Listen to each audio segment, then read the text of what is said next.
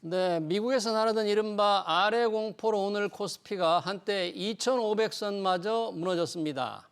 네, 엔비디아 등 인공지능 기업의 수익이 피크를 쳤다는 우려와 중동 지역에서 고조되는 지정학적 위기까지 겹쳐 시장은 폭탄을 맞은 꼴인데요. 미국 경제 침체 공포, 과연 그 파장이 어디까지 이어질지 두 분의 분석 들어보겠습니다. 장재철 KB국민은행 자문교수, 허재환 유진투자증권 리서치센터 상무님 나오셨습니다. 두 분 어서 오세요. 네, 네, 안녕하십니까. 반갑습니다. 네, 안녕하십니까. 참 이거 지금 증시를 바라보는 투자자들 지금 아주 공포에 질려 있습니다. 뭐 미국발 아래 공포라고 하는데 이런 상태라면 장재철 박사님 지금 뭐 글로벌 증시, 세계 증시가 다 뭐 블랙홀에 빠진 그런 셈인가요? 어떻게 봐야 됩니까 이걸 지금? 네, 지금 뭐 경제 펀더멘탈로 보면 아직까지 미국의 경제가 리세션에 빠지지는 않은 걸로 보입니다. 왜냐하면 빠지지 않은 걸로 보인다. 예, 우리가 보통 경기 침체 예. 리세션이라고 하면 그 굉장히 정치하게 분석을 해서 좀 네. 시간이 오래 걸리는데 쉽게 보기 위해서는 전분기 대비 경제 성장률이 2분기 이상 마이너스를 기록하면 경기 침체라고 하지 않습니까? 2분기 이상 연속 마이너스. 그렇죠. 우리 그 네. 테크니컬 리세션이라고 하는데 네. 미국의 2분기 경제 성장률이 아시다시피 2.8% 전기 대비 연율로 상당히 높게 나왔습니다. 예. 그러니까 지난 분기에 마이너스에 들어가고 이번 3분기에 마이너스 들어가야지 리세션이라고 할 수 있는데 네. 지금 미국 경제의 소비라든지 투자라든지 이런 것들을 본다고 하면 네. 좀 2분기보다는 둔화될 수는 있지만은 네. 전기 대비 마이너스까지 갈 수 있을까 거기에 대해서는 약간 회의적이라고 할 수 있습니다. 그래서 경기 침체가 현실화됐다는 것보다는 예.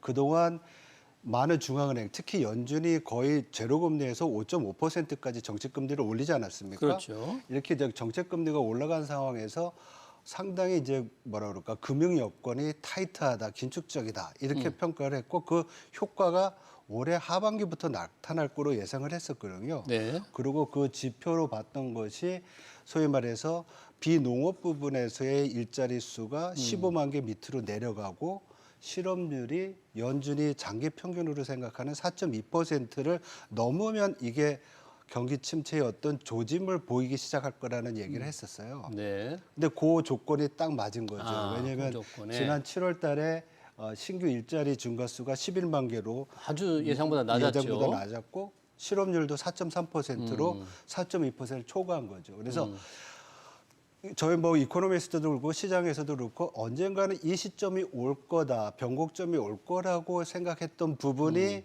생각보다 빨리 온 겁니다. 변곡점이 빨리 왔다. 빨리 그러나 왔- 지금 상황에 경기 침체에 들어갔다고 보기는 조금 그렇죠. 어렵다. 이제 뭐 그렇게 보지 않는다. 그렇게 보지 않죠. 그리고 지금 뭐 그 시장에서 굉장히 회자되는 샤메 법칙이라고 있지 않습니까? 샤메 법칙. 예, 그 부분 이제 예. 조금 나중에 한번 조금 자세히 네, 설명을 네, 해주시고요. 우선 좀 그 경기 침체 상황이 아닌 것 같은데 우리 시장 뭐 코스피가 7% 급락을 했고 일부는 8%를 넘었는데 아니, 이게 경기 침체 우려가 일부 제기되는데 이렇게까지 상황이 안 좋을 수 있습니까? 그게 사실 이제 주식시장의 어떤 특성인 것 같고요. 주식시장의 특성. 예. 그러니까 어떻게 보면 이게 뭐 경기가 조금 나쁘다고 해서 주가가 이렇게 급락하진 않는데 예.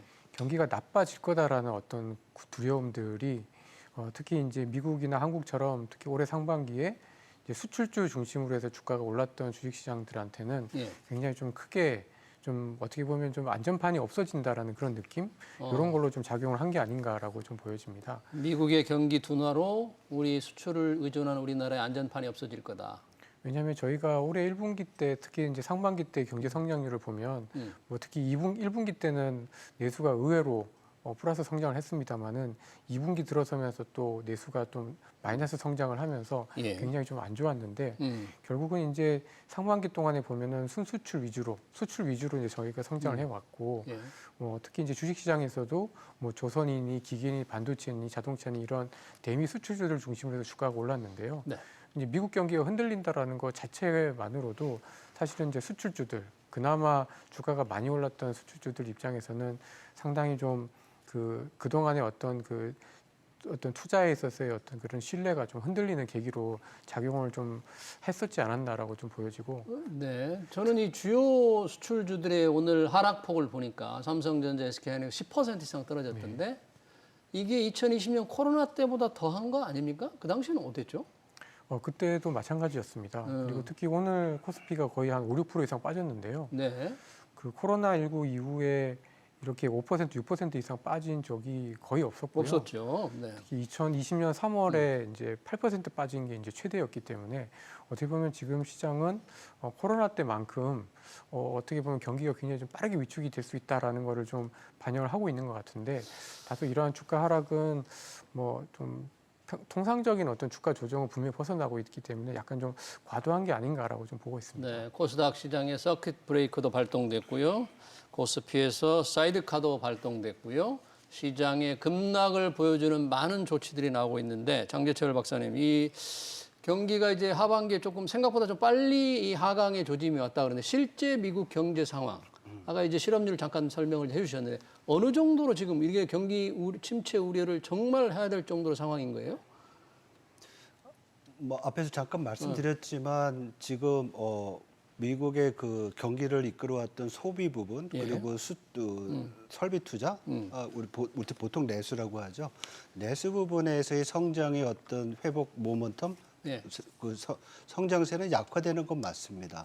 그렇지만은 이것이 미국 경제의 전기 대비 마이너스 성장까지 아니고. 가기에는 좀 과도한 그런 어떤 우려가 아닌가 이런 생각이 좀 들고요. 예. 근데 아까 그 경기 침체를 얘기하는 샴의 법칙이라는 말씀을 잠깐 하시려고 했었는데 네네. 그게 뭐 정확하게 반영을 하는 겁니까? 경기 침체 오는 거를 그 법칙이라는 게? 그러니까 1953년 이후에 12번의 리세션을 샴의 법칙이 거의 잘 맞췄어요. 맞췄다. 그래서 그게 어떻게 보면 뭐 경제 이론이나 뭐 이런 것보다는 과거의 리세션과 실업률의 3개월 이동 평균치가 과거 12개월치에서 최저점에서 얼마만큼 올라갔는지 그 트리거가 0.5% 포인트거든요. 예.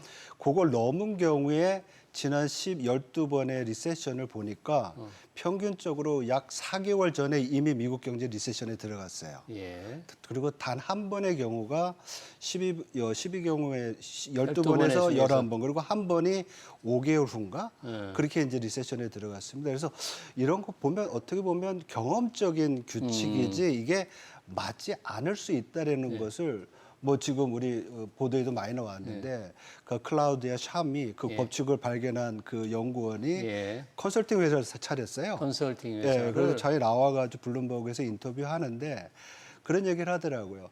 최근에 미국 경제에서 실업률이 점진적으로 올라간 건 맞고 네. 고용의 증가수가 줄어든 건 맞지만 이것이 과거 12번의 리세션과 같이 어떻게 보면 미국의 구조적 경제 변화를 고려한다고 하면 이번에 안 맞을 수도 있다라는 얘기를 하면서 네. 오버 리딩하지 말자. 과잉 반응하지 마라. 예, 그렇게 얘기를 하더라고요. 네, 본인은 그렇게 얘기를 했는데 네. 투자자들은 지금 과잉 반응을 하고 있는 셈이네요, 결과적으로. 예, 근데 기본적으로 보시면은 우리가 경제 전반의 지표를 볼 때 고용 지표도 볼 수가 있는 것이고 또 뭐 제조업 생산 지표도 볼 수 있는 것이고 뭐 임금도 볼 수 있는 거 여러 가지 지표들이 있는데 이런 것들이 지난 수개월 동안 좀 둔화된 건 맞습니다. 예. 둔화됐기 때문에 예. 이런 어떤 현상이 일어나니까 와 이제 리세션 오는 거 아니냐 예. 준비해야 되겠다 예. 이렇게 해서 이제 시장이 움직이는 거 아닌가 봅니다. 네. 오늘 시장 조금 들어가서 조금 보니까 네.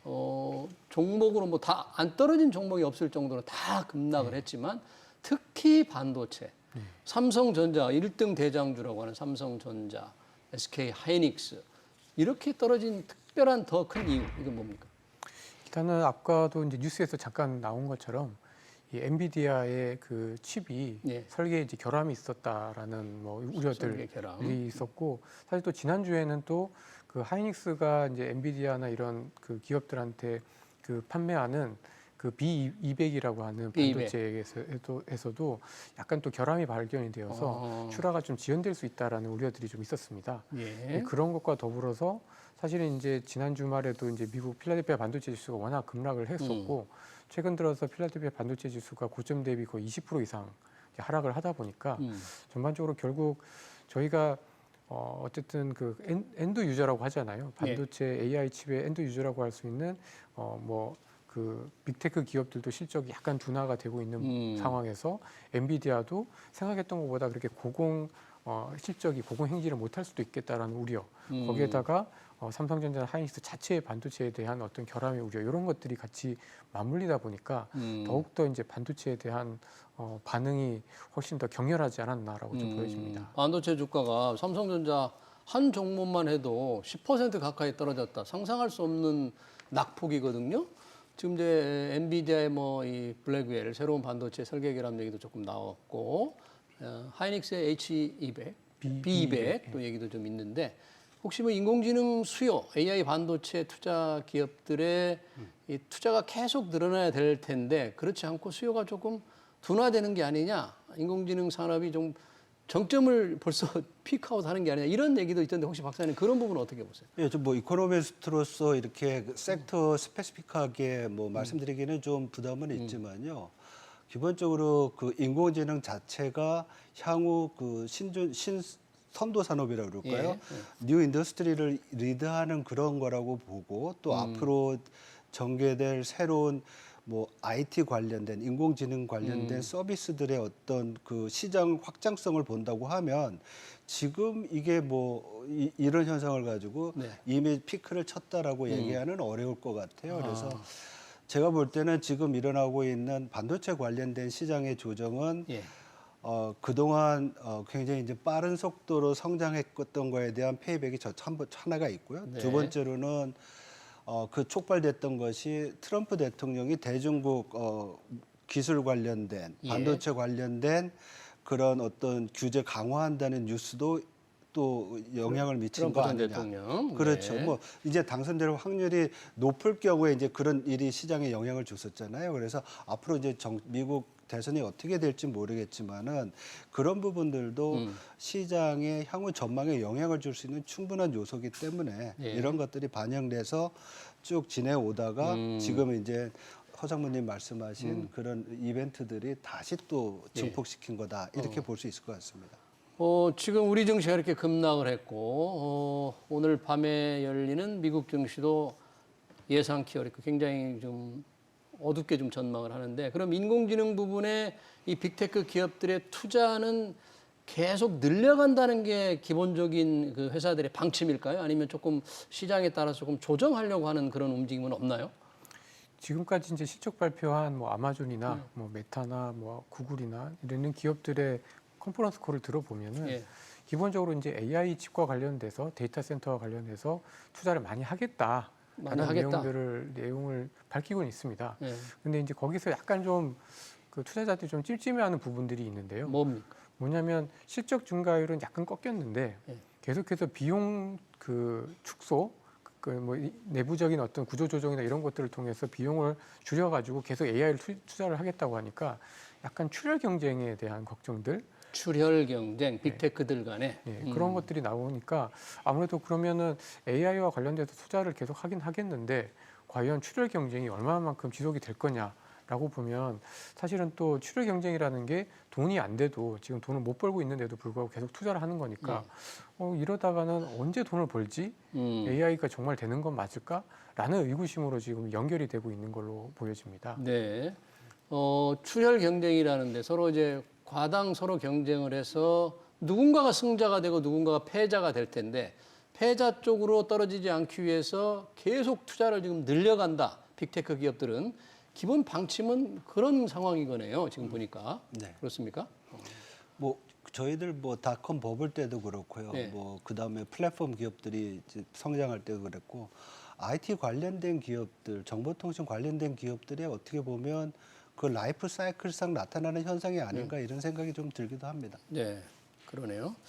자, 이 경기 침체 후에 일단 아래 공포가 제기되면서 시장이 이렇게 패닉이 빠졌으니까 그러면 그 아래 공포에 대해서 과연 미국 연준, 가장 관심 있는 게 미 연준이 어떻게 대응할 거냐 그런 거잖아요. 금리를 낮춰야 될 시점을 놓쳤다. 이번 이미 7월에 내렸어야 되잖아. 이런 얘기도 있던데 혹시 그런 의견이 맞습니까?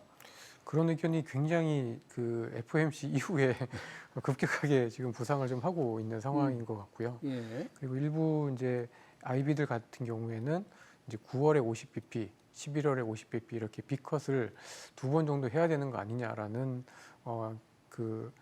주장들도 이제 나오고 있는 상황이라 예. 좀 시장이 정말 7월 말 FOMC 이후에 시장이 굉장히 좀 급변하고 있다 이렇게 좀 봐야 될 것 같습니다. 자, 금리나 실기론 이른바 놓쳤다. 지난 7월에서 동결을 했는데 내렸어야 된다. 그러니까 다가오는 8월에는 0.5%포인트. 9월에 예, 9월에. 9월에 빅 컷, 빅 스텝을 밟아야 된다. 우리 장 박사님 어떻게 보세요? 그런 주장에 대해서. 지금 허상무님 말씀하신 대로 시장에서는 7월 달에 내렸어야 된다. 근데 FOMC가 말일에 끝났고 그다음에 고용 지표가 8월 2일에 나왔습니다. 그러니까 이틀 사이에 세상이 확 변한 거죠. 세상이 변했다는 얘기는 경제 뭐 이코노미스트나 스트래티지스트들의 뷰가 예. 그렇게 변할 수밖에 없는 상황으로 간 건데 굉장히 충격이죠. 근데 말씀드렸듯이 7월 달에 고용 지표가 생각보다 나쁘게 나온 것이 8월 달에도 계속 진행이 될 것이냐. 8월까지 고용 지표가 안 좋아진다면 예, 진행될 그렇죠. 것입니다. 그렇게 된다고 하면 지금 허상무님 말씀하신 대로 아이비들이 얘기한 것처럼 50bp 빅컷이 필요할 수도 있을 것 같습니다. 그렇지만 이것이 실업률이 늘어난 것이 구조적 요인에 의해서 이민자가 늘어나서 수요와 상관없이 줄은 부분이 있다든지 이민자가 많이 와서 일자리를 찾으려고 하다 보니까 그렇죠. 취업 준비생들이 많다 보니까 결국은 실업률이 올라간 거다. 예, 그리고 예? 그런 것도 하나 있고 또 하나는 그 노동 통계국 있죠. BLS가 요번에 허리케인 베릴이 이제 미국을 쳤는데 네. 그거로 인한 고용의 어떤 뭐 실업의 증가 이런 건 없다고 했지만은 이 로컬 쪽이나 지방 가서 또 어떨지 모르거든요. 허리케인의 일시적인 고용 감소 그렇죠. 효과. 그래서 기후나 이런 요인으로 일시적으로 늘어난 것이 7월 달 고용에 미친 영향이 생각보다 컸다고 하면 8월 달 노동 시장은 오히려 좀 좋아질 수도 있거든요. 예. 그렇게 되면 또 변덕스러운 이코노미스트들은 50bp 아니라 25bp만 해도 될 것이다 이렇게 바꿀 거로 보입니다. 그래서 저는 유보를 해서 네. 8월 그걸 보고서 금리 인하 폭을 결정할 건데 네. 금리 인하 횟수는 올해 3번 남은 그 회의에서 다 금리를 내릴 것이다. 9월, 11월, 11월, 12월 4차례 다 내릴 것이다. 내릴 것이다 보고 9월 달은 25나 50bp 정도로 보고 그 다음에 25bp씩 해서 총 뭐 75에서 100bp 정도 내리는 것이 맞지 않나 이렇게 생각을 하고 있습니다. 네. 자, 허재환 상무님 보시기에는 그러면 뉴욕 월가에서 이제 이미 좀 늦었다. 이번 9월에 0.5%포인트 낮춰야 된다. 이런 지적이 나오는데 아까 말씀하신 대로 우리 장 박사 얘기한 대로 몇 가지 통계가 있잖아요. 고용, 물가지 통계가 많이 남았는데 그걸 확인하는 절차가 좀 필요하지 않을까 이런 생각도 드네요. 보니까. 그죠? 네, 그렇습니다. 그래서 저도 그 비슷하게 생각하고요. 그리고 분명히 좀 확인이 필요한데 이제 투자자들은 또 그 시간이 길면 그 잘 안 기다려 주거든요. 예. 불안하면 이제 불안하거나 이제 불확실성을 굉장히 싫어하는 경향들이 있기 때문에 예. 지금 보면은 어쨌든 확인하고 다시 이제 금리에 대한 부분들을 결정할 때까지 이미 이제 5주나 6주의 시간들이 남아 있고 그 사이에 또 어떤 일이 벌어질지 모르고 특히 최근 들어서 또 중동 지역에서 또 굉장히 좀 불안한 느낌들이 있기 네, 때문에 이란이 지금 이스라엘 공습을 지금 경고하고 나섰죠. 그러니까 이제 이런 것들을 생각해 봤을 때 확인하고 대응을 하기보다는 이미 이제 주식을 먼저 좀 처분을 하고 나중에 좀 상황을 봐서 들어가겠다라고 좀 투자자들이 좀 판단을 미리 좀 하고 있는 게 아닌가라고 좀 보여집니다. 지금 우리만이 아니잖아요. 지금 전 아시아 증시 전체가 지금 특히 일본 그렇죠? 일본이 크죠. 일본이 굉장히 낙폭이 훨씬 우리 못지않게 우리보다 더 크네요. 지금 상황인데 일본도 비슷한 영향을 지금 받는 겁니까? 일본 같은 경우에는 우리나라랑 아니면 유럽이랑 뭐 미국이랑 비교한다면 가장 큰 차이가 우리는 금리를 내릴 생각을 하는데 일본은 이미 정책 금리를 인상을 했습니다. 그렇죠. 그렇죠. 그 얘기는 뭐 금리를 올린다는 것 그 자체는 우리가 최근에 중앙은행들의 정책금리 인상은 경기보다는 어떻게 보면은 정상화 과정으로 볼 수 있는 거거든요. 예. 너무 타이트하거나 너무 낮았으니까 좀 적당히 먼저 맞춰놓자 이런 개념이 아직까지는 좀 센데 네. 어쨌든 일본은 정책금리를 올렸고 향후에도 또 올릴 수 있을 거라고 일본 중앙은행 총재가 되게 좀 허키시하게 얘기를 했습니다. 그 결과가 최근에 있었던 일본 중앙은행의 외환시장 개입과 더불어 정책금리 인상이 엔화 강세로 나타났죠. 인화 강세, 그렇죠. 네. 엔화 강세가 나타나면 뭐 여러 가지 이 파장이 있겠지만 네. 일본 수출 기업들한테는 불리한 상황이잖아요. 그래서 네. 이런 것들도 다시 좀 더 영향을 미친 게 아닌가 이렇게 볼 수 있을 것 같습니다. 네, 지금 뭐 우리만 공포에 떠는 게 아니죠. 뉴욕 증시에도 공포 지수라는 게 있습니다. 시카고 옵션 거래소 변동성 지수 빅스라는 게 있는데 이 지수가 지금 어떤 상황을 보여주고 있습니까? 이 지수를 보면 지금 뭐 거의 20을 뚫었는데요. 20. 근데 보통 이제 코로나19 터지고는 대체로 보면은 이제 그 10포인트 초반 정도에서 굉장히 좀 안정적으로 많이 움직였었고요. 가끔 이제 주식시장이 흔들리거나 뭔가 이렇게 나쁜 이슈가 있을 때마다 이제 20에서 30 정도까지 갔었는데 네. 지금 이제 20을 뚫고 이제 올라가 있는 상황입니다. 네. 그래서 어떻게 보면은 지금 코로나 이후로는 가장 지금 심리적으로 불안한 그리고 변동성이 확대되는 그런 국면이다라고 좀 볼 수 있을 것 같은데요. 근데 이제 과거에 이제 그 어떤 위기 국면들을 보면은 이 빅스 지수가 50에서 60 간 적도 있었거든요. 50에서 60까지 올라간 네. 적도 있어요. 예, 그래서 뭐 물론 지금이 어쨌든 코로나 이후로만 보면은 굉장히 이제 극단적인 변동성을 보여주고 있지만 뭐 2008년 금융위기 때나 뭐 더 그 중국 경기에 대한 어떤 우려가 컸었을 때는 또 그만큼 높아졌기 때문에 사실은 조금 그 월가의 공포 지수라고 하는 빅스 지수가 지금은 당분간은 어쨌든 워낙 오랫동안 또 안정적인 수준에 또 머물러 있었기 때문에 지금은 이제 쉽게 고개를 낮추고 좀 안정을 하기보다는 조금 높은 수준에서 좀 유지가 될 수 있지 않을까라고 보고 있습니다. 그러면 이 지수가 뭐 일정 수준 이상으로 올라가면 이 하락에 대한 공포가 워낙 강해서 오히려 이런 때 조금 매수를 해야 된다. 뭐 이런 신호가 될 수도 있습니까 혹시? 네, 뭐 그렇게 볼 수도 있죠. 왜냐하면 이것이 일시적인 조정이라고 하면 네. 그리고 또 빅스 지수가 다시 또 내려온다고 하면 시장의 변동성이 줄어든다고 하면 그럴 수는 있겠죠. 그렇지만 앞에서도 이제 허상무님 말씀하셨지만 지정학적 리스크까지 더해지고 그리고 더 중요한 것은 연준의 정책금리의 결정 그 변동성이 이제 과거보다 커진 거잖아요. 과거에서는 변동성. 몇 번 하느냐의 문제였는데 네. 이제는 얼마나 더 크게 하느냐까지 생각을 해야 되는 거고. 전에는 사실 0.5%포인트는 얘기가 없었어요. 그렇죠. 그런 얘기가 거기다가 지정학적 리스크 있죠. 대선 있죠, 미국에. 대선. 그러니까 어쨌든 향후의 변동성은 좀 커지면서 빅스 지수가 높은 수준에 있을 건 맞는 것 같아요. 그렇지만 예. 우리가 주목해야 될 것이 지금 8월 2일 날 장중에 보면 29까지도 올라갔었거든요. 29까지 29.2까지 갔다가 이제 좀 내려온 건데 예. 사실 지난 몇 개월 동안 올해 들어서 빅스 지수가 상당히 안정적이었어요. 미국 주식 시장이 좋았잖아요. 예. 그래서 이례적으로 낮았던 부분에서 또 반등한 그런 상대적인 어떤 변화도 분명히 시장에는 영향을 준 거 아닌가 이런 생각을 해볼 수 있고요. 그럼에도 불구하고 앞에서 말씀드렸던 여러 가지 요인들이 시장의 변동성을 충분히 올려줄 수 있는 네. 그런 요인들이 더 많다라고 볼 수 있을 것 같습니다. 네, 이 정말 공포에 질린 월요일이죠. 지금 검은 월요일인데 이런 때 뭐 지금 외국인들이 엄청나게 팔고 있는 거잖아요, 오늘. 근데 일부 개인들은 그거를 받아주는 상태지 않습니까? 이걸 어떻게 봐야 됩니까? 우리 개인들 용감한 저가 매수라고 봐야 됩니까? 아니면 상당히 위험한 투자라고 지금 상황에서 이걸 어떻게 해석해야 되죠? 그 외국인 투자가들 입장에서는 사실 이제 해외 주식시장에서 연동을 해서 특히 이제 내일 벌어질 미국의 주식시장의 어떤 하락 리스크에 미리 좀 대비하는 그런 성격의 매도세가 좀 많이 나오고 있는 걸로 좀 보여지고요.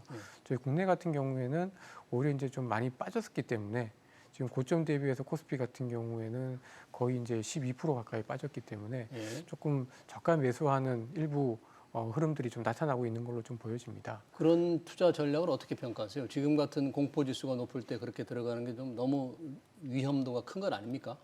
물론 위험은 있습니다만은 사실은 이렇게 이제 과도하게 빠질 때, 사실 이제 펀더멘탈에 비해서 과도하게 빠질 때는 오히려 조금 하락을 할 때마다 조금씩 사는 것도 사실은 나쁘진 않은 전략이다라고 좀 판단을 좀 하고 있고요. 그래요? 예, 사자마자 계속 떨어지는 반도체주 같은 거 지금 이렇게 떨어지는데. 근데 이제 예를 들어서 이제 글로벌 반도체 주식들 가운데 지금 거의 뭐 인텔이나 물론 이제 펀더멘털이 안 좋긴 합니다만은 그런 주식들 중에는 고점 대비 30-40% 이상 빠진 주식들도 있는데 네.